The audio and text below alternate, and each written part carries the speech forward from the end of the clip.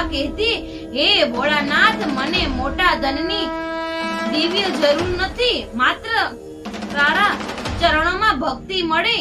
પતિના જો ભોળાનાથે સાચે જ પરચો આપ્યો છે. માત્ર એક કેવડાના ફૂલથી પણ ભગવાન પ્રસન્ન થાય છે.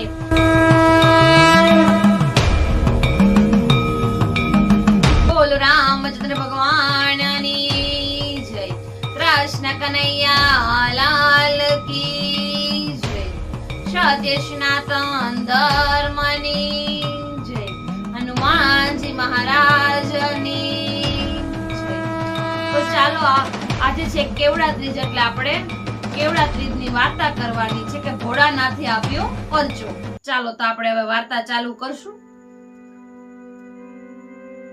ભાઈઓ બહેનો, આજે આપણે ભાદરવા સુદ ત્રીજનો પાવન પ્રસંગ મનાવી રહ્યા છીએ.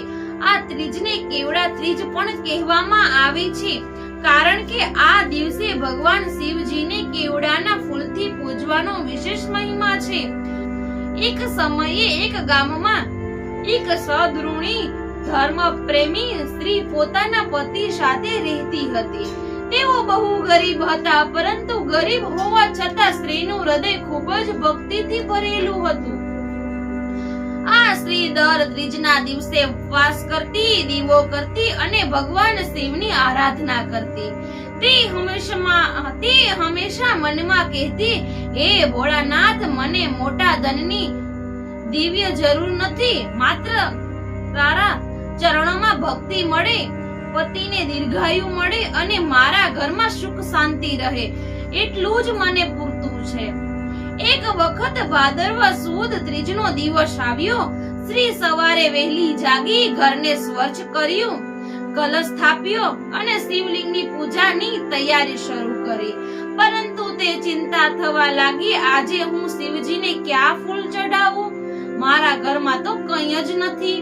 એ વિચારતા વિચારતા તે નજીકના જંગલમાં ગઈ. જંગલમાં ફરતી એ વખતે તેને એક અદ્ભુત સુગંધ આવ્યો. તે સુગંધનો પીછો કરતા તે એક સુંદર કેવડાના ફૂલ પાસે પહોંચી. ફૂલને જોઈ તેનું હૃદય આનંદથી ભરાઈ ગયું. તેણે વિચાર્યું, ભોળાનાથને કેવડાનું ફૂલ અતિ પ્રિય છે. જો હું આ ફૂલનો શ્રદ્ધા ભાવે ચઢાવું તો શિવજી જરૂર પ્રસન્ન થશે. સ્ત્રી એ ફૂલ તોડ્યું નહીં, પરંતુ ખૂબ આદરપૂર્વક હાથ જોડીને કહ્યું, હે કેવડાના ફૂલ, આજે હું તમને ભોળાનાથને અર્પણ કરવા જઈ રહી છું. તું મારા ઉપવાસની ભક્તિની સાક્ષી બનજો. શ્રી ઘરે આવી સ્નાન કર્યા પછી સ્વસ્થ વસ્ત્ર ધારણ કર્યા, ઉપવાસ રાખી ભગવાન શિવનું ધ્યાન કર્યું. શિવલિંગને ગંગાજળથી અભિષેક કરીને બીલીપત્ર, અક્ષત્ર, દીવો અને ધૂપ આરતી કરી. અંતે તે ખૂબ જ પ્રેમથી એક માત્ર કેવડાનું ફૂલ શિવલિંગ પર ચઢાવ્યું અને આંખો મીચીને પ્રાર્થના કરવા લાગી કે હે ભોળાનાથ, મારી પાસે ચાંદી સોનું નથી, ભવ્ય ભોગ નથી. હું માત્ર આ ફૂલ અને મારો સદભાવ તમને અર્પણ કરું છું. મને તારી કૃપા અને ભક્તિ આપજો. ભાઈઓ બહેનો, ભોળાનાથ તો ભોળાનાથ છે. તેઓ ભક્તિના ભાવથી પ્રસન્ન થાય છે, દ્રવ્ય કે વૈભવથી નહીં. તે રાત્રે સ્ત્રીને સપનામાં શિવજીના દર્શન થયા. ભોળાનાથે સ્મિત કરીને કહ્યું, હે ભાગ્યવતી, તું આજે કેવડાનું એક ફૂલ મારી પર અર્પણ કર્યું છે. તારી ભક્તિ નિષ્ઠાવાન છે. હું તારા ઉપવાસથી પ્રસન્ન થયો છું. આજથી તારા ઘરમાં ક્યારેય ગરીબી રહેશે નહીં.